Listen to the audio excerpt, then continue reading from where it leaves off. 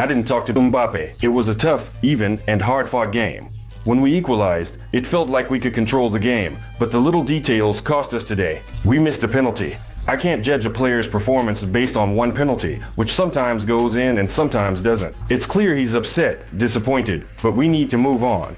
The head coach of Madrid talks about yet another loss, this time to Athletic Bilbao, 1-2, in an away match in La Liga. And that's already Madrid's 5th loss of the season, 4 losses in the last 7 matches. Of course, the fans' nerves are wearing thin.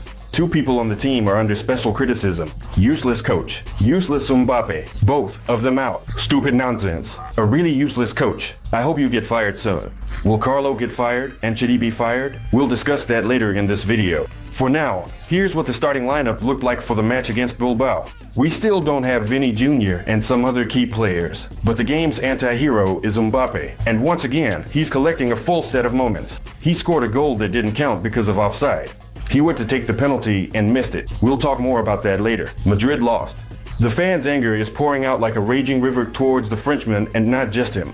Please, Carlo, bench Mbappe or fire him, please. Definitely, Mr. Carlo should be fired. The team always plays so poorly. Carlo says that the match was even and should have ended in a draw.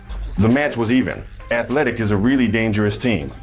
We fought well. I think a draw would have been a fair result for what both teams did. Well, we keep fighting. We could have achieved a different result, but we're still in the race and thinking about Saturday's match against Girona.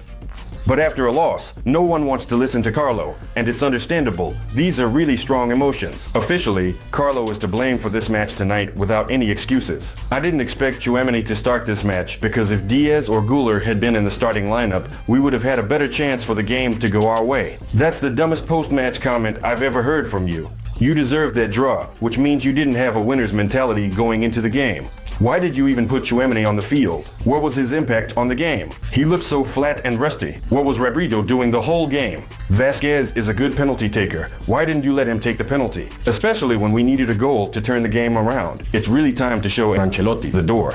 Now let's be honest and discuss everything. Madrid equalized the score, and then there were a few minutes when we took the initiative and were ready to put pressure on Athletic. But that didn't happen because Valverde made a mistake in his own half and Madrid conceded a second goal. One mistake by one player, whom we respect very much, whom we love very much, and this really happens even to the greatest players. Isn't that right? Today was tough, but I take the blame, hold my head high, and apologize to my teammates and fans. I understand this is football, and mistakes happen, but they're not strangers to me. I won't stop speaking out because of a mistake. There is still a long way to go, a lot of competition, and I am sure that there will be a lot of joy ahead. Thank you. Notice that many players in the team supported Valverde, and we definitely won't be criticizing him today because this loss is really tough, but mistakes happen to everyone. Valverde is down, like Mbappe, but Valverde is untouchable. He's an amazing player. Mistakes in football happen to everyone, and we need to look ahead to the next game. Valverde is down, like Mbappe, but Valverde is untouchable. He's an amazing player. Mistakes in football happen to everyone, and we need to look ahead to the next game. Let's better channel all that negative energy towards the referee, because at the beginning, there was a moment when the referee should have called a penalty against Atletico, and then everything could have really gone differently. Take a look at these 2 pictures. Here, Rodrygo falls because he gets tripped, and the day before, they called a penalty for that in the Barcelona match. And when Rodrygo falls like that, we don't get a penalty. We don't get to take the penalty. And this is the injustice that we can point out right now and say that the referee, for some reason, didn't do that.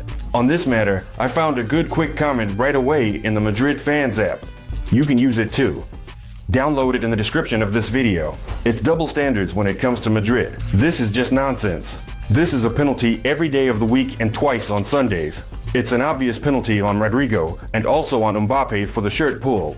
Yeah, we're asking ourselves, if Madrid had scored first in this match, it would have been a completely different story.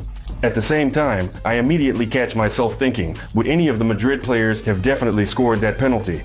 Because in the 68th minute, Madrid had a chance to score a penalty. Mbappe went to take that penalty and once again missed his chance, his moment. And it was just too easy for the Bilbao goalkeeper, as it turned out. Mbappe is a top-level player. I studied his penalty. It's tough. I watched the shot against Liverpool and thought he would kick it to the same side again. Luckily, I guessed right. Mbappe missed his second penalty in the last 8 days, and we wonder why the hell he went to take another penalty. Why didn't Jude take it, who nailed that penalty against Getafe just a few days ago? Why did you let him take the penalty, for crying out loud? Rodrygo is right there, just like Jude. Is this Mbappe's club? This guy isn't cut out for Madrid. If Mbappe is our only hope for victory, then we're doomed. The truth is, we're coming up empty-handed on trophies. This guy is just overrated. Mbappe is a virus for our team and way too selfish. Well, and Carlo went over again what the system is for those who step up to the spot and who takes the penalties. Vini Jr. often took them and did it well. We have 3 penalty takers, Mbappe, Jude, and Vini Jr. Whoever takes the penalty, that's a good choice. I think Jude and Mbappe talked it over, and he took it upon himself to take the penalty, but he took a bad shot. That happens in football. That's true. But Mbappe missing penalties 2 times in a row, and the reason he's not scoring, well, that's definitely a mental thing, something going on in his head. True, let's give him credit. After the match, unlike the game against Liverpool, this time he went over to the fans to apologize. And then he made a statement on social media, and this is the first time he's publicly apologized for a bad performance, so please take note of that. Bad result, a big mistake in a match where every detail matters. I'm taking full responsibility for it. It's a tough moment, but it's the best time to change things up and show who I really am. And you know what I liked. And we're gradually calming down as this video goes on, right?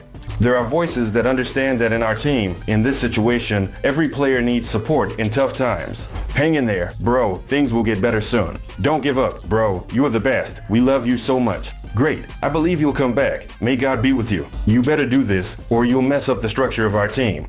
And let's not forget how Madrid equalized. It was a great strike from Mbappe from outside the box, and Jude made a superb finish. Jude is back to his old self. Jude, the one we love. 4 goals, 2 assists, in the last 4 matches. And notice, when Mbappe missed the penalty, what did Jude do first? He went up to Mbappe to support him, to comfort him after that miss. This is also really important for Madrid, especially in such a tough situation like the one we're in right now.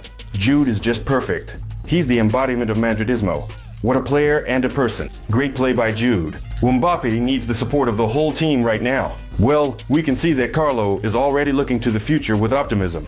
We'll get Vini Jr., Camavinga, and Alaba back, and we'll raise our level. But I keep reading the press and I see that the rumors are just piling up. Rumors suggest Solari could take over as interim manager if Carlo is sacked. He will be replaced by a permanent coach in the summer, presumably Alonso.